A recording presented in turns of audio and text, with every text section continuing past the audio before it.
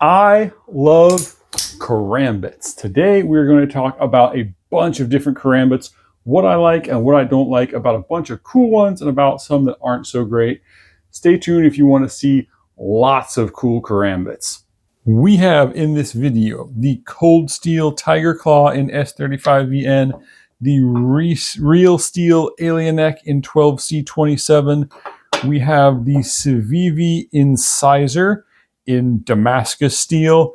We have the NedFoss Vulture, the Sanrenmu S635, and this guy that we'll talk about here in a minute, all in 14C28N. And we have this Delta Force OTF Karambit in 440C. I'm going to go through them in no particular order, but I am going to save one of my favorite newish ones for last because I really like it and I want to spend some time on it. So first of all, I wanted to point out that this, I did not know when I purchased it, but this is a knockoff. So I just bought this because I thought it was a really cool looking knife. And I know it's not a traditional karambit, but it's kind of close to a karambit, so I'm including it in this video. This is not a Toor jank shank. I just bought this on AliExpress because I thought it was a super cool looking knife. It looked useful, it looked practical, but I didn't realize at the time that this is actually a knockoff. The Toor knife is a high carbon steel knife. It's the Toor jank shank. And it is $250. This version is 14C28N, and it was only $25. So I'm going to include it anyway because I tested it, but that's what it is pretending to be. I think this is a much better deal at $25 than it is at $250. I think $250 is a little ridiculous for a mass-produced fixed blade with, just scales on it, full tang. There's nothing particularly outrageous about that as far as construction goes. I think 25 is a lot more reasonable, but let's talk about it. So this is obviously the 14C28N steel, good corrosion resistance. In my testing, this did 350 cuts before losing its edge. That's good edge retention. It's not as good as a lot of 14C28N I have tested in the past. But that's okay. It's, it was $25. It's not an expensive knife. I've had a lot of much more expensive knives do less good than that. This is much more of a utility kind of karambit. That straight edge is not, what you would normally see on a karambit for cutting. Karambits were designed for cutting rope and rice stalks. That forward edge really helps with that. That's a little bit more useful for certain other utility tasks, but it kind of interferes with some of the things you would normally use a karambit for. So as a self-defense blade, this knife is most comfortable in kind of this reverse grip with the edge facing away from you. It's not really comfortable like that. It's not comfortable in a utility grip this way because this ring down here digs into your hand. It's fairly comfortable this way. So this would be like the second most comfortable way to grip this, which does pretty good with a lot of utility tasks. In my extended cutting tasks, I did notice that kind of digging into my hand a little bit. This, I would say, is kind of somewhere between a utility knife and a self-defense knife. It can do both. It's got a good thick spine. It does have a somewhat thin tip, so it's not really great for abuse on the tip, but that spine is very thick, so that's going to take a lot of sideways force just fine. Neck right there is a little narrow. I love the kind of textured G10 handles, plenty of grip there. So I would definitely say this is a good camping, utility / self-defense knife. Sheath has this kind of odd clip to it. It works okay. I'm not super impressed with the factory sheaths on most knives. So we'll stick with talking mainly about the knife, which I think is a great deal at $25. I think if you were going to justify the actual real version of this, the Toor, at $250, I think you would have to have a very specific use in mind for that knife. I don't really think that this is a $250 knife, but it's a great $25 knife. Next, we have, this is a real steel. And I know this is not a super traditional karambit, but I wanted to include it because it's a fun little neck knife. This is the real steel alien neck knife, and it's very light. Obviously, no scales, and that does interfere with the comfort of it some. 12C steel on this one, so it doesn't have the edge retention of some of the others. This one did 200 cuts, but that's okay for a relatively short blade in a very inexpensive steel. When I bought this, it was something like 15 bucks. So if you need a really concealable karambit style forward leaning blade, forward curving blade like that for utility neck knife purposes, this is actually a pretty good one. Obviously, you're going to sacrifice some comfort on the handle because there are no scales. I will probably end up making some scales for this because I like the handle shape and I like that forward curved blade. It's a very useful, it's about a 3-inch blade on this one. So while not of the quality of some of the other ones, it's still very useful, and it's a useful size and super concealable. You could put an Ulta clip on that and stick it in your pocket pretty easily. Next, we have what I would say is the gold standard of folding karambit. So this is the cold steel tiger claw. I've tested this on this video before. I mainly included it because I'm going to compare it with this Civivi here in a little bit. 300 cuts on my edge retention for this one. Sorry, 350, which is great for S35VN. So Cold Steel has done an excellent heat treatment on their S35VN. A lot of people know by now that that handle is pretty big. It strikes a balance between being a good utility knife that you can choke up on like this or hold like this, and having that pocket clip so you can draw it out of the pocket like I did in the intro, even though that leaves a big gap between your hand and the blade. So this, I would say, is probably the best balance of all of these as far as self-defense and utility and being just a good overall knife. That triad lock is super sturdy. That's the only real folding karambit I would actually ever want to use in a self-defense situation where you might get impact on the back of the blade, because you don't want a folding karambit to close on your hand. The thumb disc works well for drawing it out of the pocket and popping it open without having to use your fingers. It's easy to open with your fingers. Super sturdy, nice and thin. Cold Steel has just done a great job with this, except for the fact that handle is kind of too long. So this is probably the one that I carry so far the most often because it's easy to carry, it's not too heavy, got great edge retention. Cold Steel has just done a fantastic job with that knife. If the handle were a little bit shorter, I would give it a 10 out of 10. This is something a little different. So this is a much smaller karambit. And I bought this because it has 14C28N steel. That is my favorite budget steel. It was inexpensive. This is the NedFoss Vulture karambit. And I was actually hoping that it would be a little bit bigger. It's a small EDC, almost neck knife size karambit. It comes with this sheath that has a belt clip. This is not the original belt clip. I was experimenting with configurations here. I put an Ulta clip on one side of it. I think that sheath is too small. I think it should come up a little higher, and then it would fit in your pocket better, and it would be easier to carry this. So I don't like the sheath very much, but I really, really wish it fit my hands better because this is a great little knife. G10 handles, brass bolts on there. Believe it or not, this did 275 cuts in my edge retention test, which is good for such a small blade. So when you got a small blade and a curved blade like this, all the cutting happens in a very narrow spot. Also because of the way you hold that, and when I'm cutting through the bamboo skewers, it pretty much all falls right there. So the fact that this did 275 cuts is actually surprisingly good and tells me that they did a fantastic heat treatment on that 14C28N steel. Where this knife becomes a problem is it's just a little small. So if I'm holding this in a traditional Karambit reverse grip, it's pretty comfortable, but my hand is a little squished. Again, I have XL size hands with somewhat narrow fingers. But my hand wants to pop over onto the blade. If I'm spinning this Karambit, it wants to hit me right about here. And it wants to bite me in the little finger.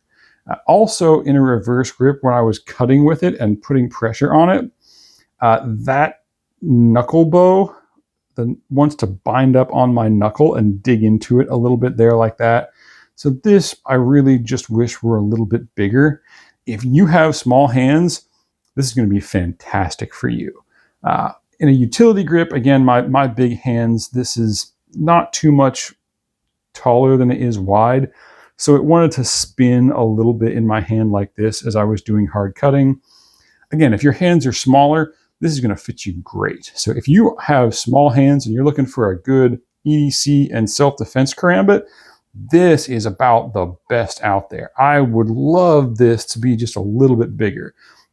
I might actually keep this one and see if I can just add a little bit, cut the handle and kind of move it apart a little bit. I like it that well. What else was I going to say about this? Oh, the angle of the blade. So a lot of Karambits, when they're in a reverse grip, that blade comes off at kind of a goofy angle. This is just about perfect. So if you're punching or if you're scooping or doing your Karambit, twisting and arm locking with this, that blade is right where you want it to be.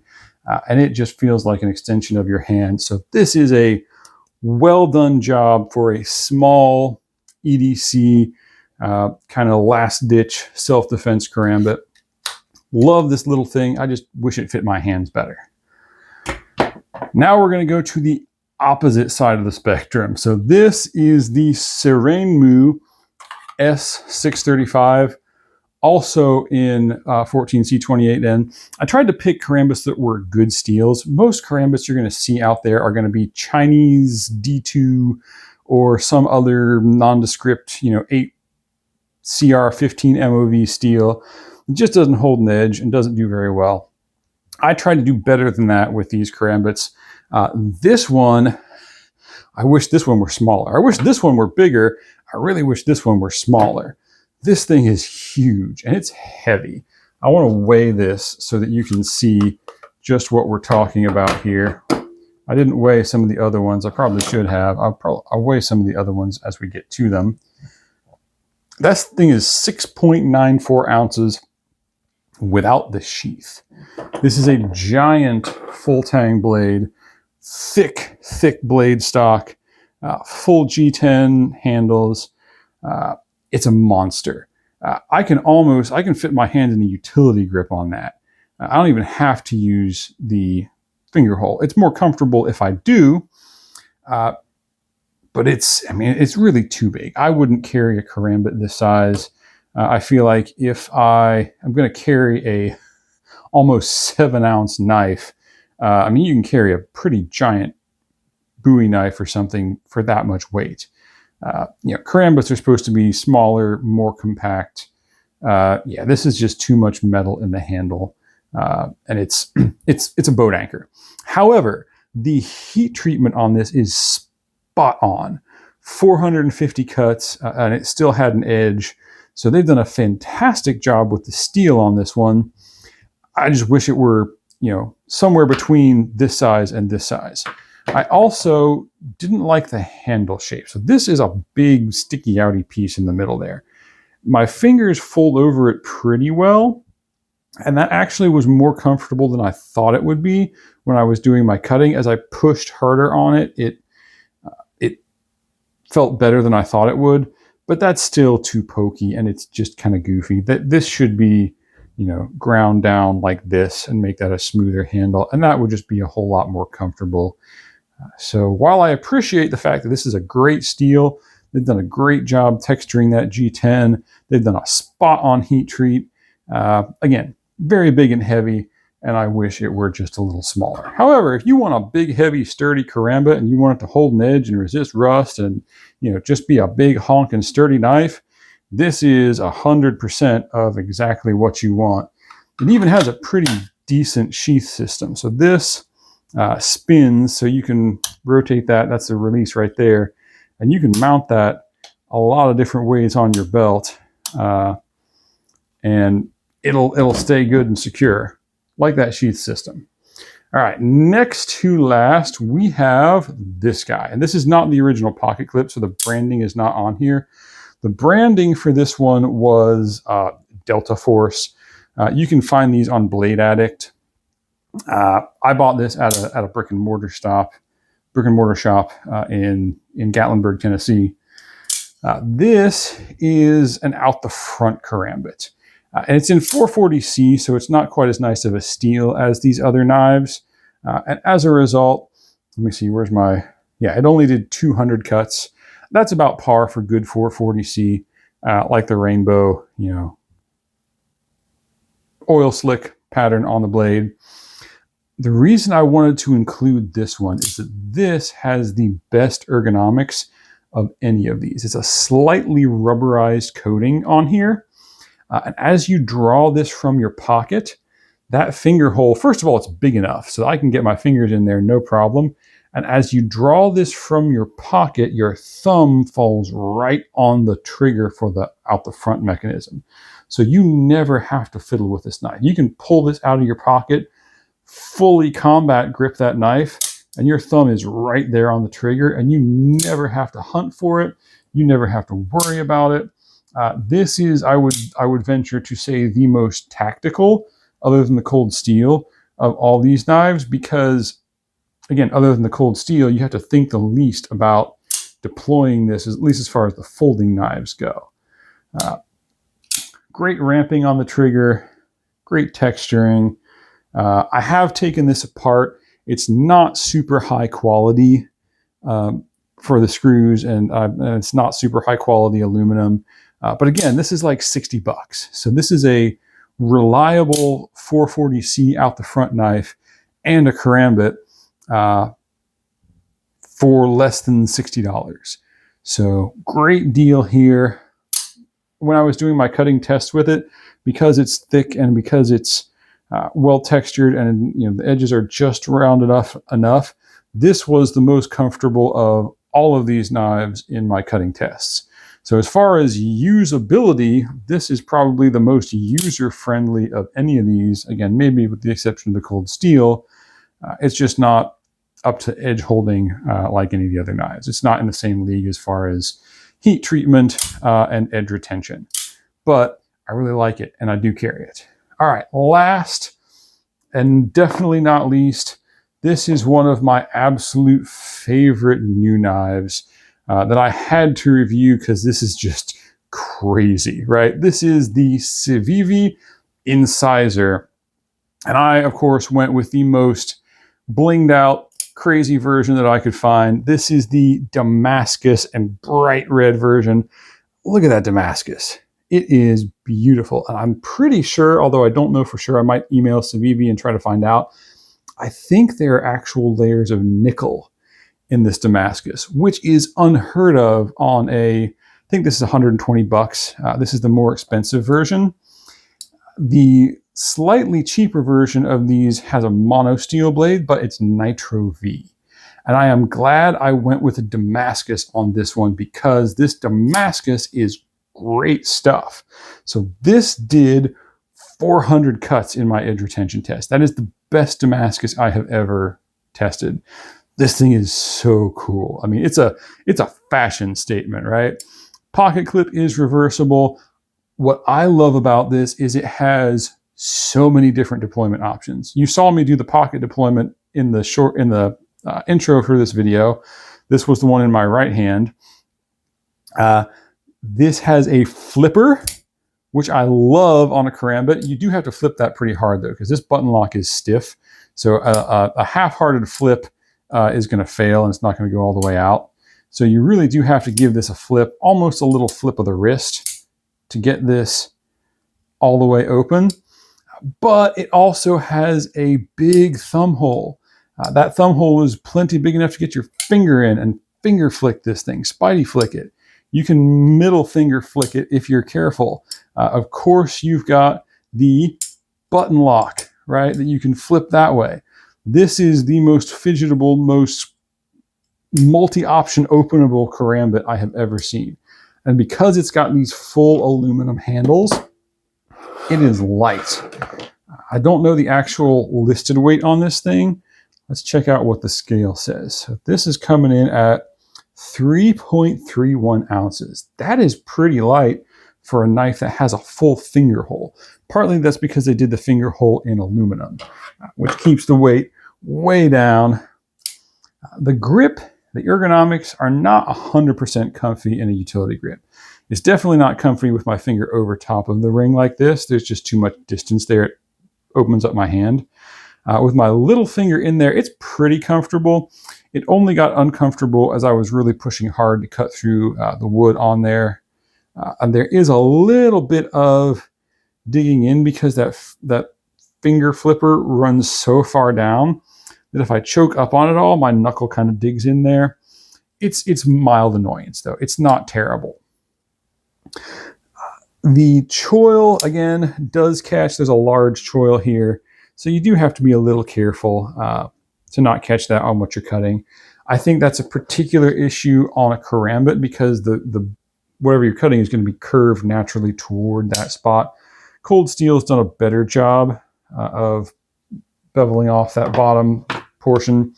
The NedFoss did a really good job of taking that right down and making sure nothing's going to catch there. They really had to because that's such a small blade with not a lot of room to mess up there.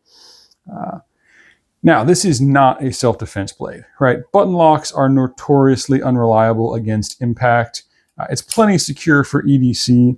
It's also very light. That blade is very thin, which makes it super slicey, but it's not super sturdy. If you're comparing it to the cold steel, you can see that. I mean, that cold steel is almost double the thickness of the Damascus blade on this. So while this is probably my favorite for EDC, and I'm seriously considering keeping this knife. This one is definitely not a full self-defense knife, but great Damascus, great ergonomics, great looks. I just love this little thing, and it's probably the best EDC of all of these. That is all my karambits that I have reviewed recently.